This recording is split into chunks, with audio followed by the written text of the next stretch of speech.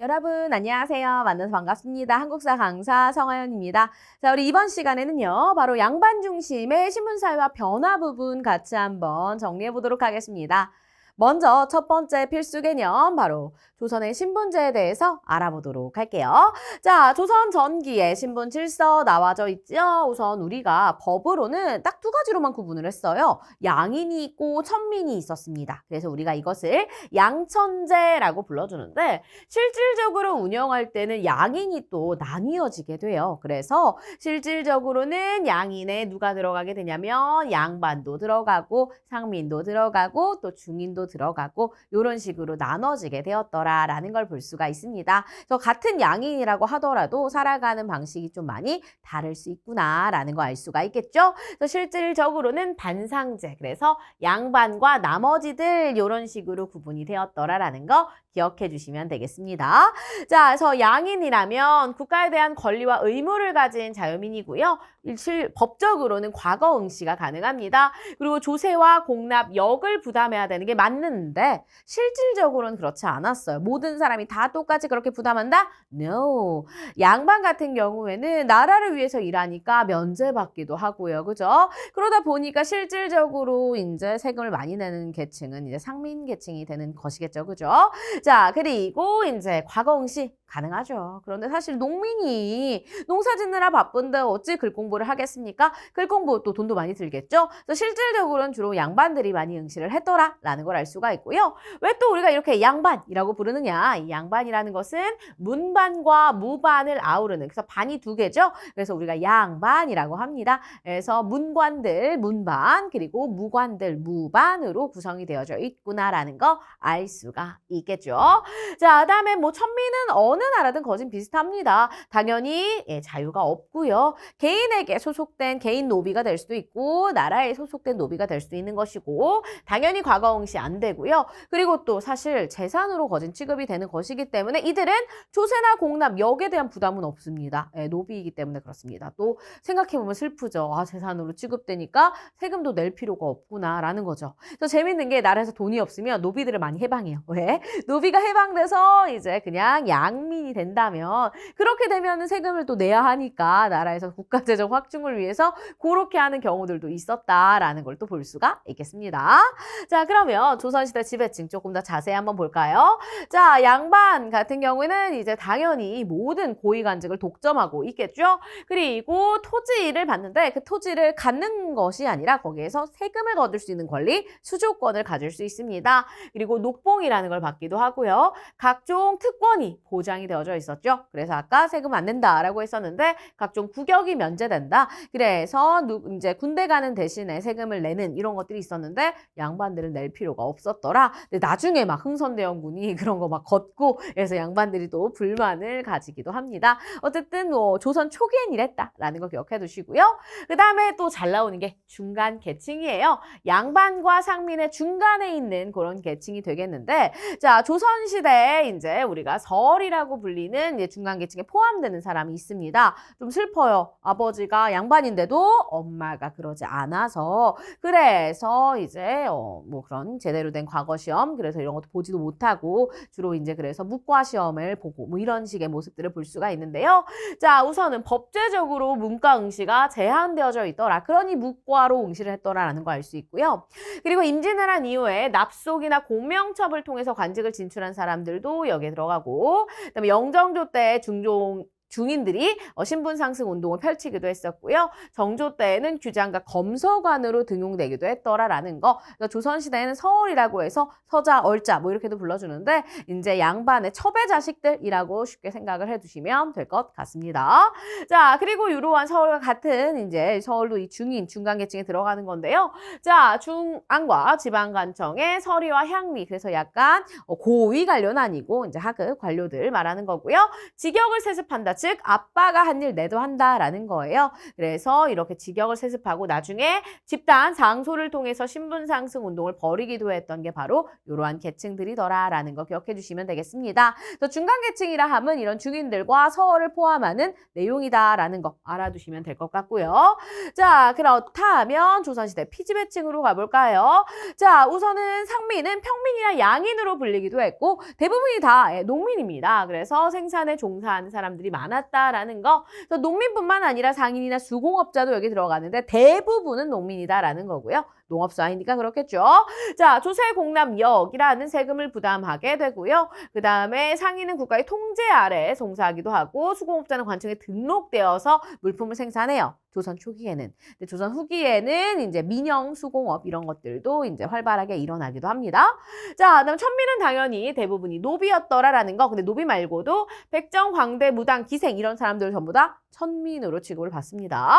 자, 그 다음에 이제 조선시대 신양역천이라고 해서 신부는 사실 양인이야. 그런데 여기 되게 천하다라고 하여 신양역천이라는 그런 계층도 있었다라는 거 정도만 아시면 됩니다. 그래서 뭐 나장, 봉수군, 역졸, 조졸 뭐 이런 것들이 있는데 이렇게 세세하게 사실 잘 묻지는 않습니다. 그래서 조선시대에 신량역천이라는 게 있다라는 거 정도. 그래서 신부는 양인이지만 하는 일이 아주 천하다. 천민이랑 뭐 똑같다라고 생각을 해주시면 될 것 같아요. 자, 그다음에 노비 같은 경우에는 공노비와 사노비로 구정이 되어져 있어서 나라에 속하냐, 그다음에 개인에 속하냐 나눌 수 있고, 자, 나라에 속하더라도 지방에 거주할 수 있어요. 그러면 따로 살겠죠? 그래서 우리가 외거노비라고 합니다. 사노비도 주인과 함께 사는 애도 있어요. 솔거노비. 하지만 따로 사는 외거노비도 있죠. 이렇게 따로 살 경우에는 신공이라는 것을 납부를 해야 합니다. 노비가 몸값으로 무명, 모시, 쌀, 돈 이런 것들을 이제 바치는 것을 말한다. 그래서 얘네들이 재산을 축적할 수가 있어요. 따로 살면서. 그래서 얘네들이 열심히 돈 모아 나중에 양인으로 이제 신분을 상승하려고 그런 모습들을 보이기도 합니다. 그래서 노비들이 돈을 모을 수 있었다라는 것도 기억해 두시면 좋을 것 같고요. 자, 그 다음에 이제 두 번째. 필수 개념 신분제 동요로 같이 한번 가보도록 하겠습니다.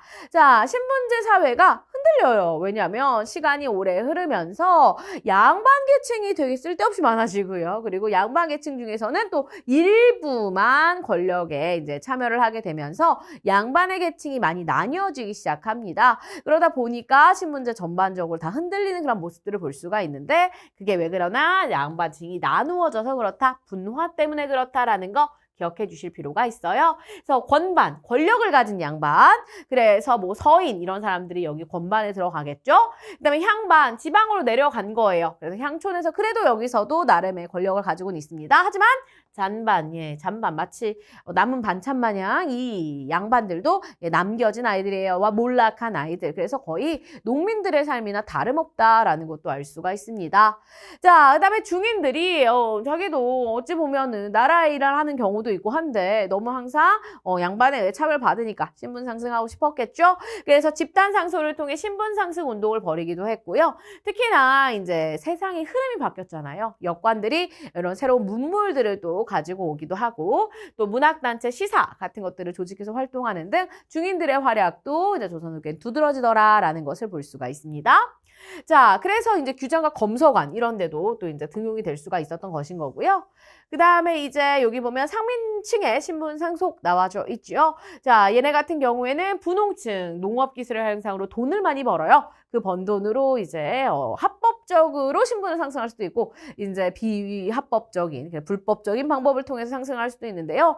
자, 부를 축적해서 공명첩을 사요. 이거는 합법적인 거예요. 하지만 다른 족보를 구매한다던가 위조하는 불법적인 방법으로도 양반 신분을 취득할 수 있었습니다. 결국 이제 양반이 되고 싶었겠죠. 양반이 되면 이제 여러 가지 역도 면제하고 이러니까 또 여러 특권들이 있고 하니까 양반이 되고 싶어 했었더라라는 걸 볼 수 있고요. 근데 대부분이 다 그런 건 당연히 아니겠죠. 그렇게 일부가 분홍이 됐다면 대다수는 사실 많이 몰락을 하게 됩니다. 이렇게 몰락한 사람은 임노동자, 그냥 임금 받고 일하는 사람들이 돼버리고, 그다음에 영세상인 아주 조금 이제 물건 막 이렇게 부짐 들고 다니면서 파는 그런 것들, 머슴살이를 하는 경우들도 있고요. 그러니까 노비처럼 되는 경우들도 있었다라는 거고, 이렇게 상민들은 점점 줄고 양반이 오히려 늘어나면 국가에서는 좋지 않습니다. 왜? 양반들은 세금을 면제받죠. 그러다 보니까 세금 같은 거 걷는 것도 되게 불리하고 하다 보니 조선 사회가 많이 힘들어지는구나라는 걸 알 수 있고요. 그리고 노비 같은 경우에도 나라에서 이제 군공, 그래서 이제 군대에 나가서 전쟁에 나가서 공을 세우거나 납속책이라고 해서 나라에서 돈 주고 이렇게 신분을 상승할 수 있는 합법적인 방법들이 있었어요. 이런 걸 통해서 신분이 상승하기도 하고 도망가기도 해요. 옛날에 추노라는 드라마가 있었던 게 도망간 노비들이 있었기 때문에 가능한 일이었겠죠. 그러다 보니까 신공들, 노비가 내던 몸값도 줄어들게 되고 그래서 추노를 통해서 해결을 하기도 하였다라는 거 나와져 있고요. 결국 상민층이 점점 줄죠. 상민도 양반이 많이 되니까. 그러니 이런 상민층을 늘리겠다고 노비를 신분 상승해주는 노비 종모법이나 순조 때 공노비 해방 같은 정책들을 볼 수 있습니다. 그래서 노비는 엄마가 노비일 때만 노비로 따라가는 그러한 정책으로 변경되었더라라는 걸 알 수가 있겠죠. 그래서 이런 식으로 신분 상승도 일어났더라라는 거. 그래서 조선 전기에는 그래도 당연히 잘 운영이 됐겠지만 조선 후기에는 이렇게 달라진다라는 거 여러분들이 기억해 두실 필요가 있겠고요. 그와 관련해서 이렇게 공명첩 자료가 나올 수도 있습니다. 특히 이제 임진을 한 이후에 이런 공명첩을 많이 나라에서 발급을 해요. 왜? 돈이 없으니까. 그래서 여기에서 이제 농민들 돈 많이 버는 분홍층들이 이런 공명첩을 사서 신분을 상승하기도 했더라라는 것으로 연결해 주시면 되겠습니다. 자, 그렇다면 이번에는 필수 개념 3, 향촌 질서와 가족 제도의 변화 같이 한번 가보도록 하겠습니다. 지방에 이제 양반 중심으로 운영이 당연히 됐겠죠. 그래서 양반들이 유향소, 향회, 그다음에 사창제 이런 걸 통해서 지방에 그런 지배권을 행사를 하게 되는데요. 향촌 사회는 어떻게 변하게 되었는가? 자, 중앙에서 몰락한 애들이 자꾸 내려와요. 그죠? 그리고 또 그래서 또 몰락한 양반들도 생기고 이렇게 양반층이 쓸데없이 많아지니까 조선의 후기에서 양반들도 뭐야 나는 쟤랑은 달라. 약간 이런 걸 좀 보여줘야 되겠죠. 그래서 자신들의 지위를 유지하기 위해 서원, 사후 이런 것들을 건립을 하기도 합니다. 우린 이렇게 대단해 보여주는 거죠. 같은 성씨끼리 모여서 살아요. 동성마을. 그리고 종중 이런 걸 중시한다라는 거 나와져 있죠. 그러니까 우리는 같은 파야. 약간 이런 거, 종파 이런 걸 중시하면서 자신의 집안의 뼈대 막 이런 걸 좀 강조를 하게 되는 거죠.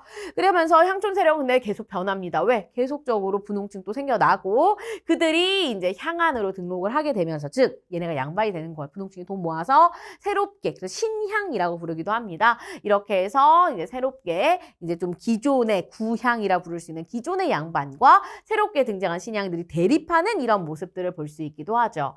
그래서 향회에서 내가 더 잘 나가 약간 주도권을 다툼하기 되기도 하고요. 그래서 좀 혼란하기도 했더라라는 거 알 수 있고 그러면서 수령과 향리의 권한도 강화되는데 분홍층 그 신양들이 이제 나라에서 보내주는 그런 수령들에게 이제 서로 친하게 지내면서 기존의 양반은 좀 배척하게 됐던 거죠.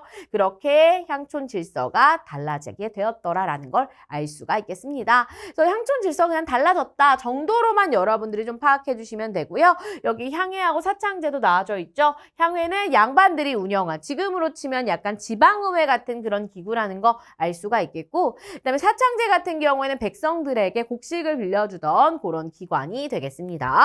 자, 그다음에 여기 노비종모법도 나와져 있는데 아까 살짝 못 봤네요. 그래서 노비소생의 신분과 그다음에 역, 주인 이런 것들을 모계에 따라 무조건 결정을 하는 거다라는 거죠.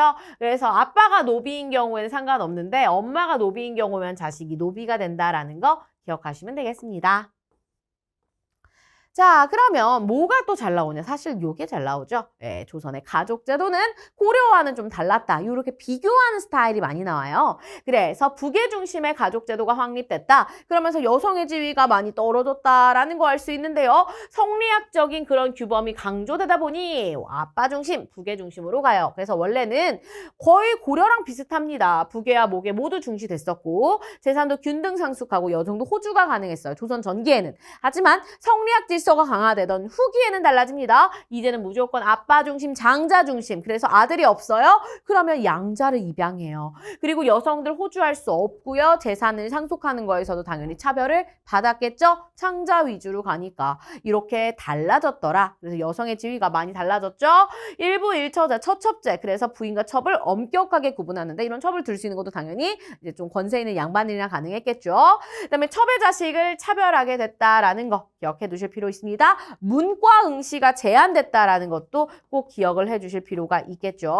그다음에 여성의 정절을 중시해서 재혼이 금지돼요. 그리고 또 연려들을 표창합니다. 막 남편이 죽었는데도 혼자 계속 사는 그런 사람들 있죠? 표창해요. 그리고 조선 전기에는 처가살이를 오히려 많이 했습니다. 그런데 조선 후기에는 이제 시집살이 이런 친형제도가 일반화되었더라라는 거 알 수 있죠. 그래서 우리가 흔히 조금 약간 꽉 막힌 그런 사람들, 아, 조선시대 사람이다 이런 표현하는데 그건 조선 후기에 정확하게 표현하자면 조선 후기의 사람임을 우리가 알 수가 있습니다.